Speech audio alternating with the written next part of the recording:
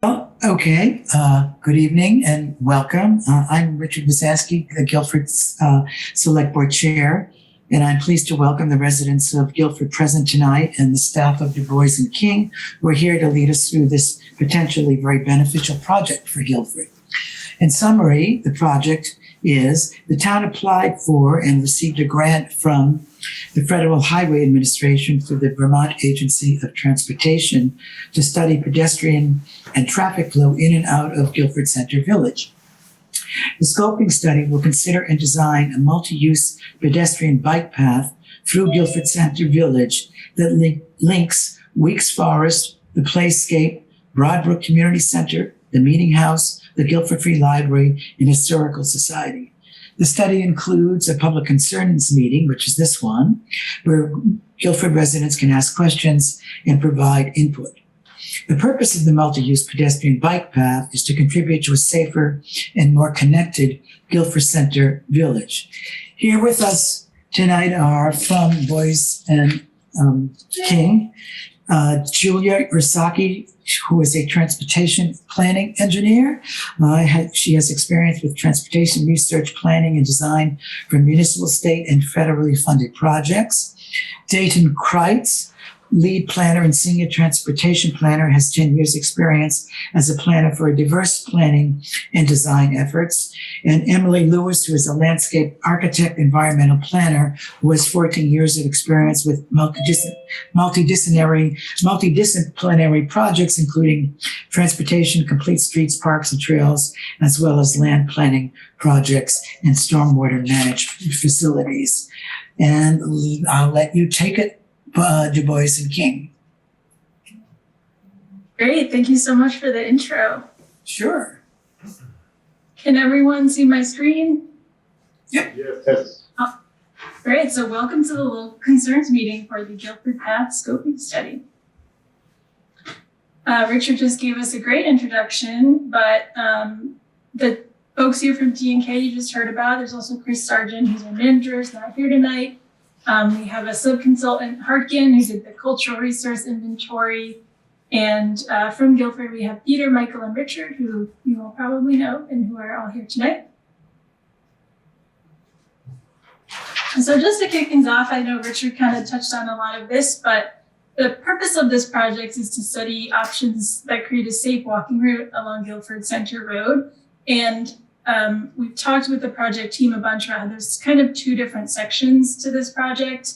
There is the designated village center where we're looking at connecting the library, the playscape, the newly renovated Broadbrook Community Center, parking areas, and ultimately the school. And then there's the area south of the village center, and we'll show a map in a couple slides, which we see that portion more as creating a recreational opportunity for walking and biking along the road or along the corridor.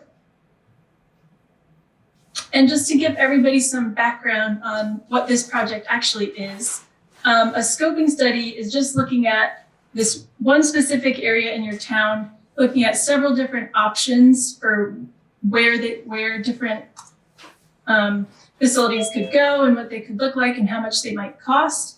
And then the ultimate outcome of this study is a recommendation to the select board that they can then go find funding to design and construct.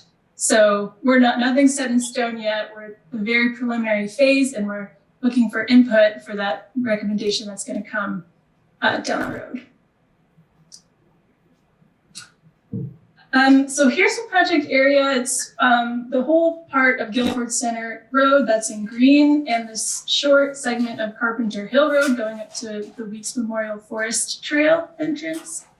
It goes up to School Road on the northern end and all the way down to Sweet Pond Road and Stage Road on the southern end. So these are the two project areas I was talking about. The designated village center is here in orange, and that's where you kind of have your more dense destinations like the Broadbrook Community Center, the Playscape and Park, and the library. And then this southern portion of the road is that kind of more recreational corridor I was talking about. So the traffic characteristics on this road, I'll start with the volumes. It's only 810 vehicles per day, which is pretty low volume in general. But there are pretty high speeds. There's a road safety audit report from the FHWA that happened in 2018 and 2019. They collected some speed data right outside of where the Brattleboro Community Center is on Guilford Center Road, and found that the operating speed, which is the speed that 85% of people are traveling at or under, is 40 miles per hour, which is a little higher than your posted speed. And then the highest recorded speed was 83 miles per hour, which is quite fast for that road. So though it's relatively low volume, it probably doesn't feel super safe for people of all ages and abilities to kind of walk and bike on. So Emily and I came down to Guilford back in October and walked this whole corridor to identify different constraints throughout the project area, just in the public right-of-way.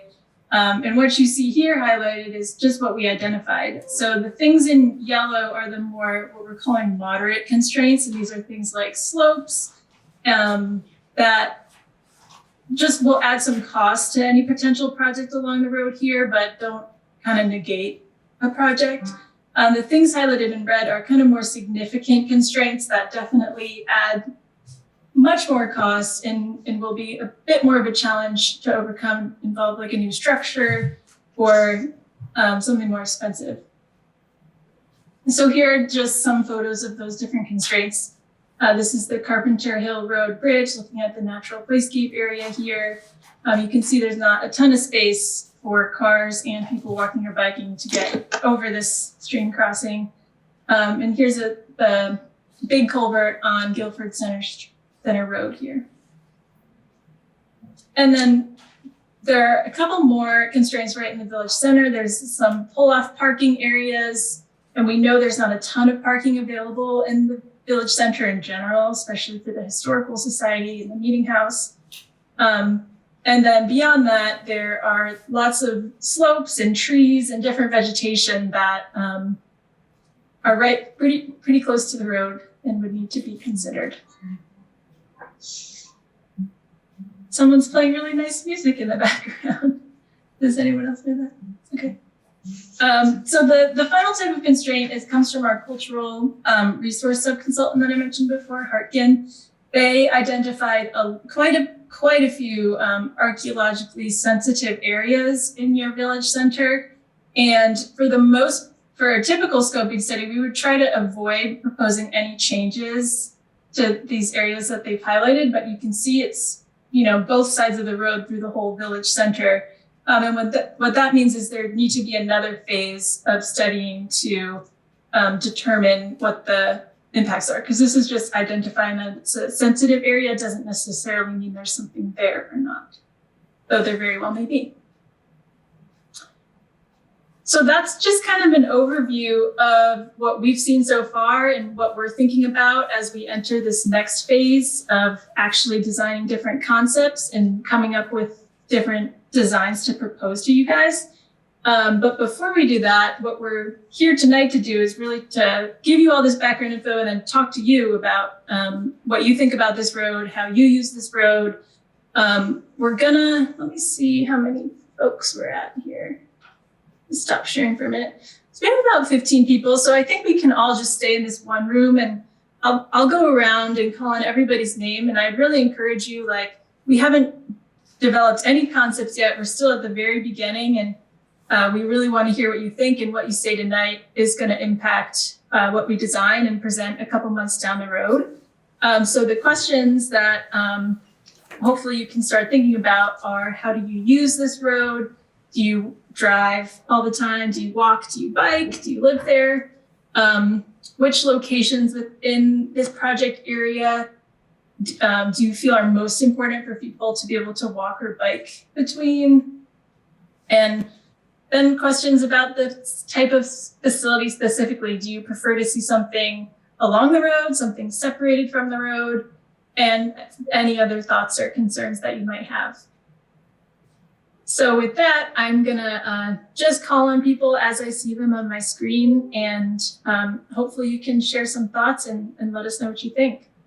So I will start with Jennifer McDuffie. You started with me and you might get an earful because I was one of the founding members of the Board of Bike Durham in North Carolina where I lived, and I served on the Bicycle Pedestrian Advisory Commission for 6 years. So, and I was a bicycle commuter for 20 years when I lived in North Carolina, went everywhere on a bicycle. And I will not bike on Stage Road up here. I go to Route 5, it has a decent shoulder. I am scared to death of the roads up here as a cyclist. So first point is the idea of an off-road path, especially since the roads up here are so narrow, is in my opinion preferable. But I know that there's all kinds of forestation and historical stuff, and so that's just a global thing. But my other point that I really want to make, because I may be reading your map incorrectly, but I don't think I am. I don't see the path going up School Road to the school. And I drove up there today on the way home in preparation for coming to this meeting. And I've been told that the kids walk to the library, the kids walk over to that path that's back near where the one-room schoolhouse is. And just walking from the school down to Center Road, that's not safe either. That road is narrow, there's no sidewalk. And unless I'm reading the map wrong, if that path doesn't go all the way up to where you actually turn into the school, I would really encourage you to have it do that so the kids will be safe the whole way. So did I read your map incorrectly, or does it not need to go up School Road? No, you're reading it correctly. That is the project area, kind of as it was in the original grant application. From what I understand, the town was thinking of it as like a phase 1 and then phase 2 thing. We have talked a little bit about expanding our project area to reach the school for a potential off-road path, but we haven't made that decision yet. I would make one other comment then, and that is the southern section between Sweet Pond and Stage and the T at Center, down to where you actually have places you may want to walk and bike to. Unless you can put some kind of parking in up there so people can park at that end and then bike in from that whole area of town, that's a section you might reconsider in order to be able to get up to the school. It's my 2 cents. Thank you. Appreciate that. Zahn, did you want to say a few words? Well, I thank you, Jennifer, for her comments. Mine would be exactly the same. I think it's really important for us to think about the kids being able to walk safely from the school. And I think that preferred would be a non-road safe walking, biking space. And then I had never thought about parking up at the end, the south end, but it's a nice idea to be able to make more space yet give access to the community without trying to find more parking spaces right in downtown. People might be able to use if there were a lot or something up at the end, that if it's possible. So I don't have anything to add. Mm-hmm. Thank you. John McLean.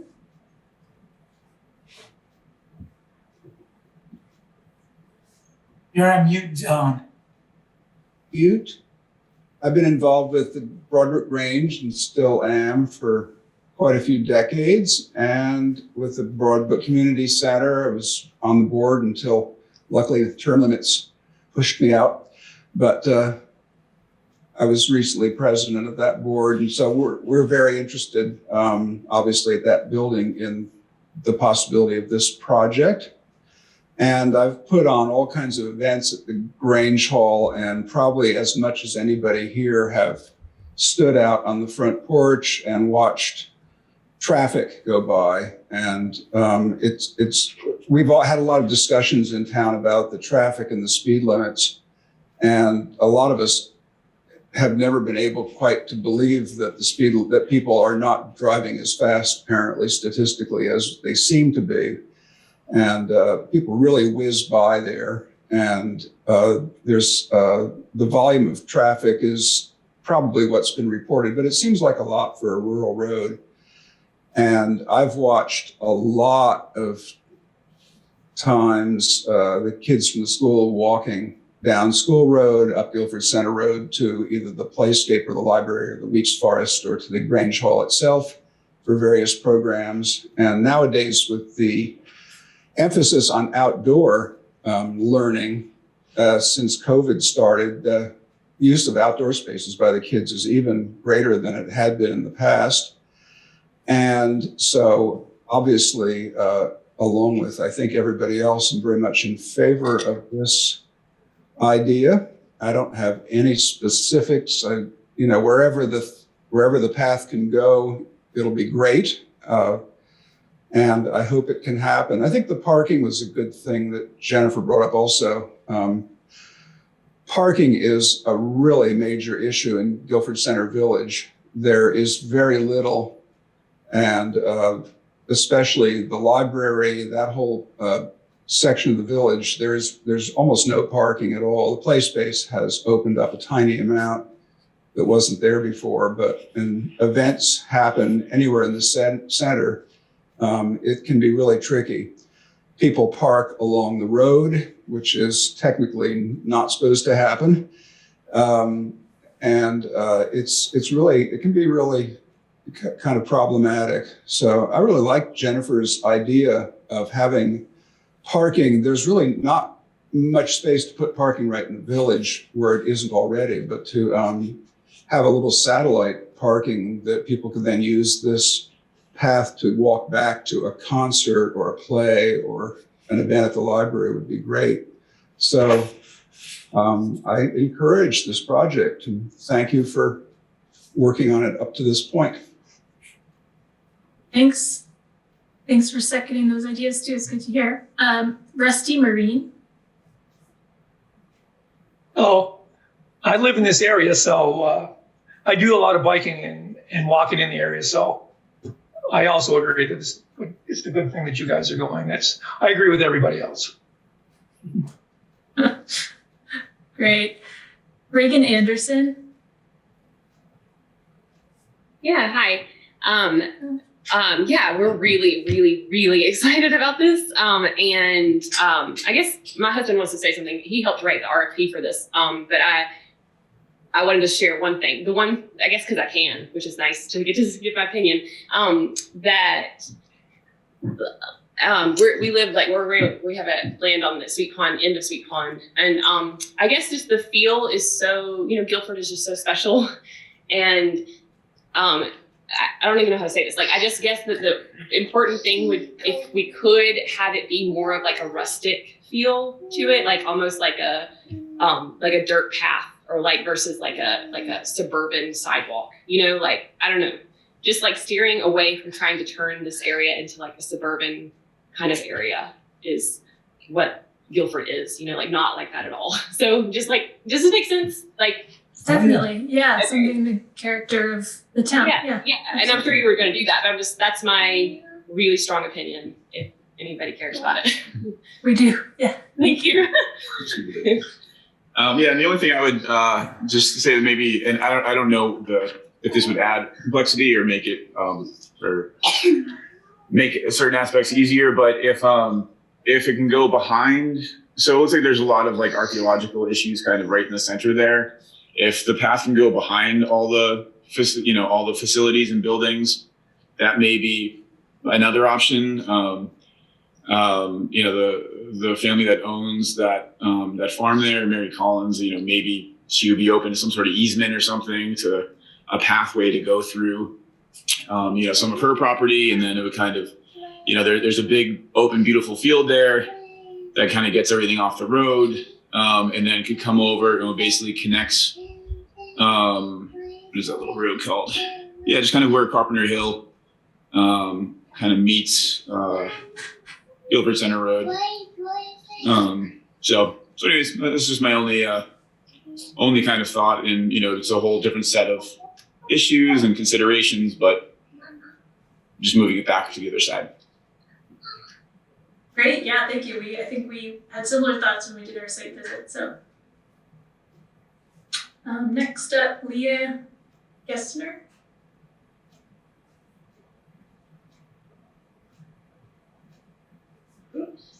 I'm short. Okay. I don't know if I can think of anything to add because there've been a lot of very good points made. But we've talked a lot about children's activities relating to the school.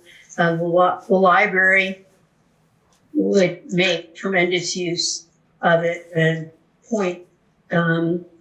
one example is the big Halloween trick-or-treating celebration, which in spite of the difficulties with not having good places to walk, we still managed to create a neighborhood in Guilford Center for trick-or-treating and celebrating. And it's very challenging. It would be absolutely wonderful to be able to relax in a safer environment. Also, I represent Guilford Cares, which focuses on the needs of senior residents. And there's, severe limitations in places where you can hold programming for seniors, easy walks, congregating outdoors and walking and picnicking and so forth.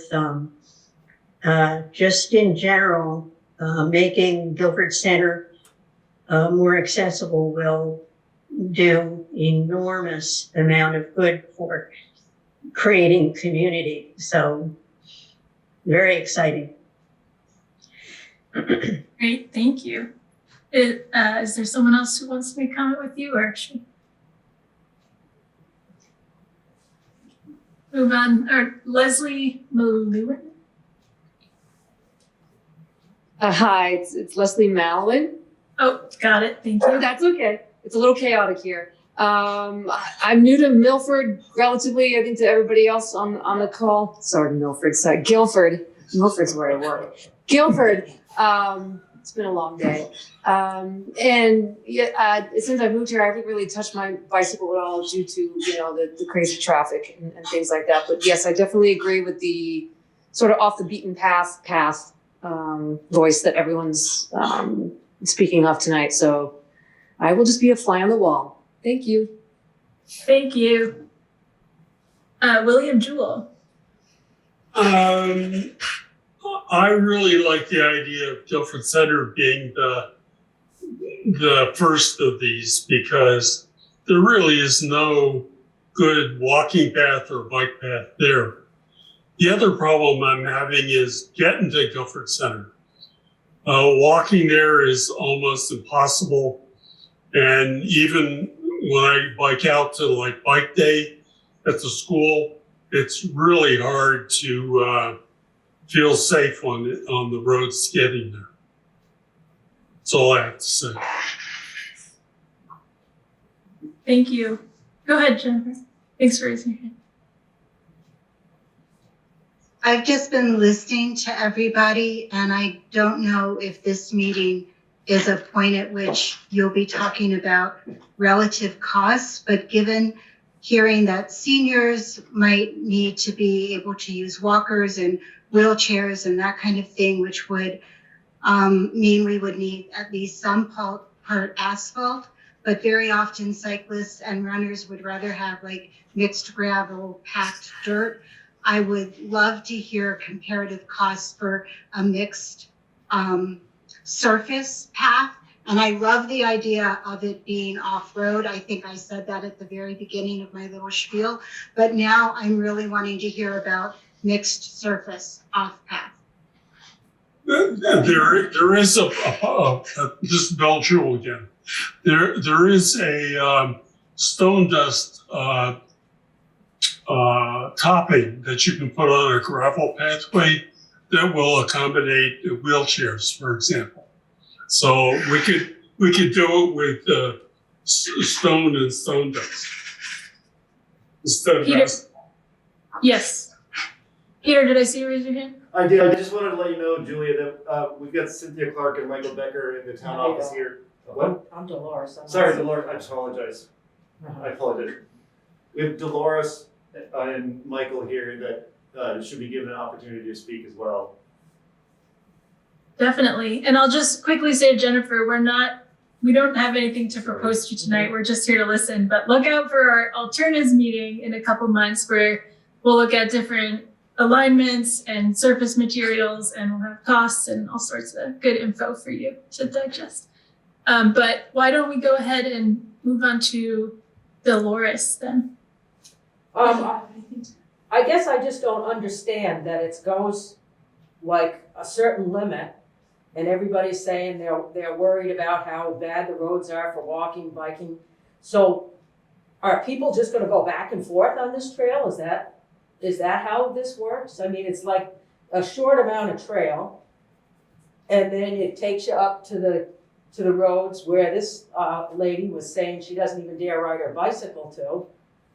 So I guess I don't even understand the purpose of it, other than maybe getting the school kids to the center of town. Like what's the, because on either end, you're saying that the roads are so dangerous, you don't wanna walk, so are people just gonna walk back and forth from the Y up here to the school and back? Is that, I guess I Well, don't. they certainly could if they wanted to. I would say, I realize they could if they wanted to. like we were talking about in the beginning, there's a lot of key destinations right in the village center area, like the library, the park, the Weiss Memorial Forest, the Broadbridge Community Center. So connecting that to the school is really key for school students feeling safe.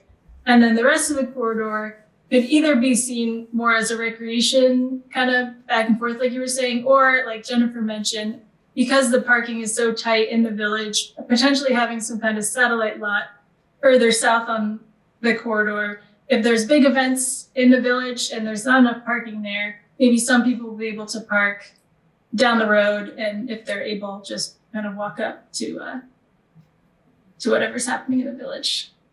So does the town end up purchasing land for satellite parking? Or do they end up purchasing land for the trail that goes perhaps off-road? Potentially, yeah. Who maintains it? That would most likely be the town. We are still kind of open ears and don't really have a set thing in our heads yet. So I think I'm hearing you're concerned about who maintains it. Just curious who maintains it. If I could just add one other thought too. So the kind of the thought was when we first started kind of talking about this is to connect the dirt roads. So to kind of be able to circumvent kind of the Guilford Center road where it's paved, where people do drive extremely fast. And those dirt roads, there's organized bike races that go on, Stage Road and there's bikers all the time on those dirt roads. So the idea was to kind of identify the location that was most dangerous, kind of pose the most risk for pedestrians or bicyclists, and be able to look at that first and to just be able to kind of connect the dirt road network. And also the children in the school to be able to access the playscape, which is a town supported park. Right. And they use that park regularly. And then also, so the school access to the library, the school access to the park, and then also neighborhoods, young families, even elderly people in the neighborhoods around there, being able to access all the Guilford Center has to offer, all the culture there. I'll just also add, when Julia and I were out for our site visit, we did meet a couple of people who, on their lunch break, do just walk up and down the road to get their exercise. So providing a safer path for them to be able to do that, was one of the ideas of this project. Thank you. And I think we have Michael back there too. Yeah, hi, that's right. So I'm a parent, 2 kids at the school, so that's, I guess, what comes to mind first and foremost. And looking for ways to just improve child safety from the school to the library to the playscape to the Grange. There have been camps held at the Grange in the past. I think there's a lot of room for improvement. I would like to Reagan's point, I see this as being something rustic. They definitely don't visualize concrete. I'd be curious, well, I mean, I'm balancing, I'm hearing, that there's need for potentially wheelchairs, so I am thinking about that. And then I also have an interest in improving safety for cyclists. I live out in Green River, and that's sort of a hotbed for cycling activity, and I think there's a fair amount of flow going through the village that we're talking about tonight, trying to get to Green River. And so I'd like to see some safety improvements made so that people can get out there safer from places like Brattleboro. Go ahead, Jennifer. Like I said, I spent 20 years talking about this in North Carolina. And to the person's point about, well, are people just going to walk back and forth up and down it? Well, actually, maybe yes. In North Carolina, we had a project called Healthy Mile Trails. And in different communities, we would lay out a route that was a mile long. And if you look at the map, this is about a mile long. And people felt safe running it, walking it. They say 3 miles a day is what someone over 50 needs to do to keep their heart in good shape. I think it would be a wonderful contribution to the community that people could go somewhere, know they're going to be safe walking or riding or running, and especially the kids to get from the school to all of those different locations. And they know the length, they can clock the length. It was really popular in North Carolina, but like I said, I've only lived here a few months, but it's what the entire rest of the country is doing. Thank you. Go ahead, Don, and then I'll come to you. Another example of a very useful use of such a path trail is that the Broadbrook Community Center, one of the 4 partners the community center has in the community is Guilford Central School. And part of that partnership is a reciprocal agreement that the BBCC has with the school to, on the one hand, have the Grange Hall be a special sort of emergency facility for the possibility, the unhoped for possibility of some kind of problem during the school day, a reason why the kids would have, the occupants of the school would have to be evacuated from the school. And the idea is that the community center would be a location that the kids and in fact the staff and everybody would travel to. That could be by car, but with the entire population of the school, depending on circumstances, it might involve a lot of the kids walking to the Broadbrook Community Center as a place where they would stay until parents who had been notified could come during the rest of that day and pick them up. And the community center has, when it's finally opened again, we'll have all kinds of wonderful things about it that will make it a very pleasant and comfortable place all year round for that to happen. The other part of that reciprocal agreement is that the school would on occasion allow overflow parking for events at Broadbrook Community Center at the school parking areas. And the school has one of the only viable parking areas in the village center. It's not enormous, but there's room for a fair number of cars. The idea there would be that there would be a large event. It could be a wedding, it could be a play or a concert or some other festive occasion where a large number of people would want to attend an event at the community center building, and there is not planned currently to have a vast amount of parking on that field next door because of this use of that field also for septic and a bunch of other things. So the idea is that on particular occasions, the Broad Community Center would contact the school and say, we're having a big event here on Saturday night, 2 weeks from now. Can we have people park there? And once that permission is granted, then it would be announced as part of the event that that is a place where people would park. That obviously brings up the fact that those people have to then get from there back to the community center to the event, and once again, when the event is over, back to the school to their cars. That could possibly be done by some sort of van situation. But in nice weather, a wedding in the afternoon, for example, with 200 people, that could involve people who are able to walking back and forth. Once again, and especially in the evening when it's dark, it would seem like a really safe alternative to having people walk on the road, especially when a lot of those cars, those guest cars will be also driving home, as guests are walking back to the school. So I just thought I'd mention that because that's a little bit another angle. It's not just kids walking from the school up to the library, but this could be a really important feature of that. And it's kind of like Jennifer's satellite parking idea, except at the school end instead of up at the other end. So there's all kinds of variants as to why somebody might drive from somewhere else to Guilford Center and then walk. It's exercise, of course, but I think there are a lot of practical situations also.